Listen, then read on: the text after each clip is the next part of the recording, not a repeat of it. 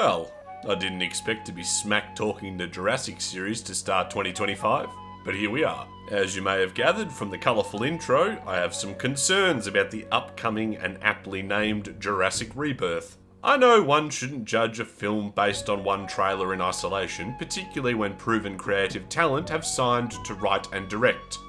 However, you know, it's very easy to criticize someone who generates an idea, someone who assumes all the risk, someone who puts when you try to out sound on the like table. Hammond, it just comes off like a hustle. I mean, it's not your fault. They say talent skips a generation, so, hey, I'm sure your kids are going to be sharp as tacks.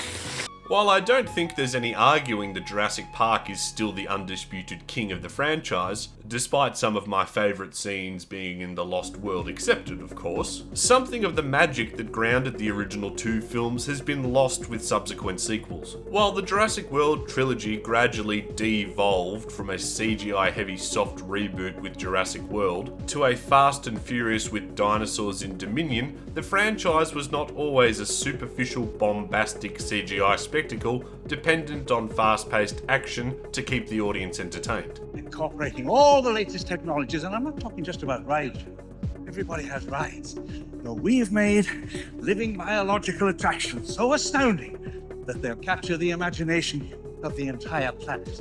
Although it was ever so gradually trending in that direction over time, even in the original trilogy. In fact, when looking back at the original films inspired by Michael Crichton's novels, they had a grounded sense of wonder and realism that gave way to creeping survival horror that was driven by equal parts character and plot. Jurassic Park remains as impressive today as it was groundbreaking in 1993, but it ultimately matters and sticks in our minds because we cared about the characters, whom felt like real humans reacting to extraordinary situations, rather than Marvel hero cutouts that always have a clever quip for the scenario in which they find themselves. Literally pausing in some cases to cock an eyebrow at the action taking place, in hopes that the audience will laugh along with them. None of what you just said is good. The closest thing to a quip commenting on action in Jurassic Park is Robert Muldoon hunting the raptors, and it's a line that is now iconic because of the deadly consequences that follow. Clever girl.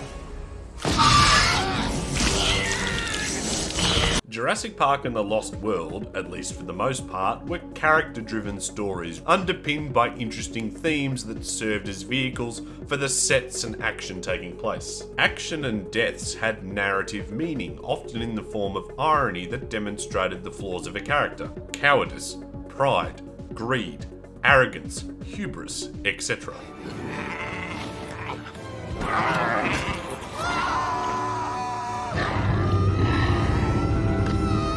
Even with some of the more outlandish sequences, the films based on Crichton's novels were all about maintaining the suspension of disbelief ahead of the action and visuals wherever possible. Well, except for perhaps the trailer's tumble over the cliff, the gymnastic sequence, and the Buck T-Rex's romp on San Diego, all of which were Spielberg inclusions over Crichton's writing. But as a 7-year-old, I bloody loved those sequences, but more on that shortly.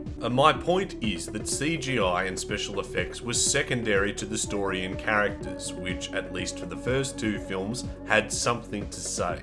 Our scientists have done things which nobody's ever done before. Yeah, but your scientists were so preoccupied with whether or not they could, they didn't stop to think if they should.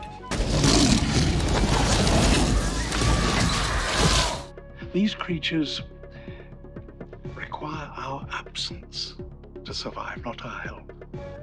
And if we could only step aside and trust in nature, life will find a way.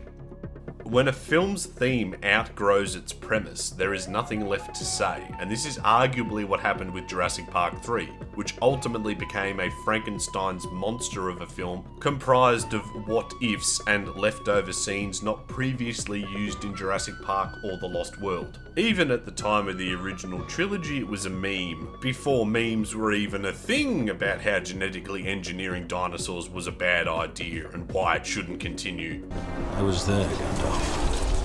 I was was there 3,000 years ago. Without something of substance to say, a movie becomes a roller coaster ride, and in the case of the Jurassic series, a B-grade joyride through some expensive CGI action sequences with characters that react to the action happening in the film rather than driving the plot. An enjoyable but ultimately hollow experience that is not likely to stay with you after leaving the theatre.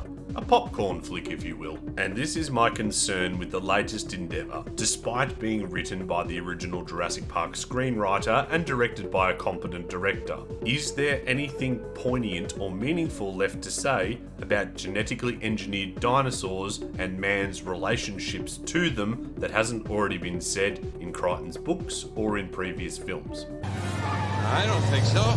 Jurassic World effectively told the same story as Jurassic Park, albeit with newer effects and an altered premise of a functioning park and the concept that humanity could become bored with dinosaurs. I personally have never understood how that could happen, but based on my personal fascination with dinosaurs, I may be an undiagnosed spectrum dweller. Regardless, the outcomes and message are the same. Man cannot control nature, life finds a way, and family is important. All good messages, but there are only so many times you can rework that scenario with different action sequences only to reach the same conclusion. Jurassic Park worked and continues to work so well because it was a story with something to say, with a protagonist that had something to learn. As a child, you can watch and enjoy the film for the dinosaurs and their reign of terror alone. But as an adult, you can watch Alan Grant undergo a character transformation of a man who hates kids to a man ready for parenthood by the end of the film, and how each scene in the movie gradually shows that evolution. I still can't believe they screwed up that plot point in Jurassic Park 3. And regardless of your age, you can appreciate the well-crafted 3-act story structure of cause and effect storytelling, and the theme that man will never truly hold dominion over nature, and that life will find a way. Jurassic Park is timeless because it is more than just a perfect blend of practical effects, CGI, writing, action, direction and score. It is a film with layered meaning that can be enjoyed by the whole family, either at a superficial level or on a deeper one. Where Jurassic Park was a film in which character decisions drive the plot, the Jurassic World films are action-driven films that push characters through the narrative. Plausibility, causality, and consequences versus room temperature intellectual decisions holding together a series of contrived action sequences to allow the "and then this happened" storytelling. Jurassic Park was lightning in a bottle that can never be captured again. Call me cynical, but all I see in this trailer is a classic Hollywood modus operandi, using an established IP with a pre-existing fan base, casting a popular and recognisable Hollywood star that will guarantee bums on seats, and then stapling together a plot based on discarded or unused action sequences from previous films.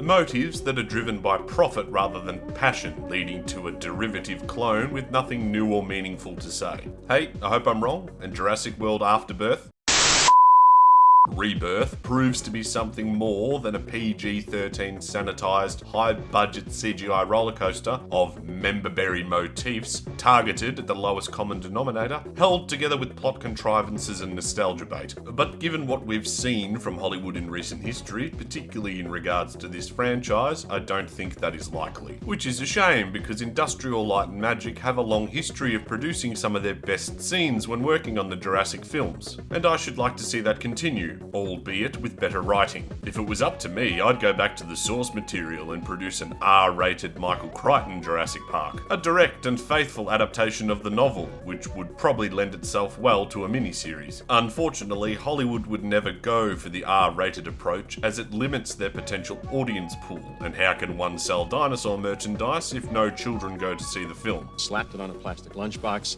and now you're selling. You're selling. Well, but remember, I'm just a brainless lump who'll undoubtedly watch Jurassic World Rebirth and hope for the best. Hooroo, mate.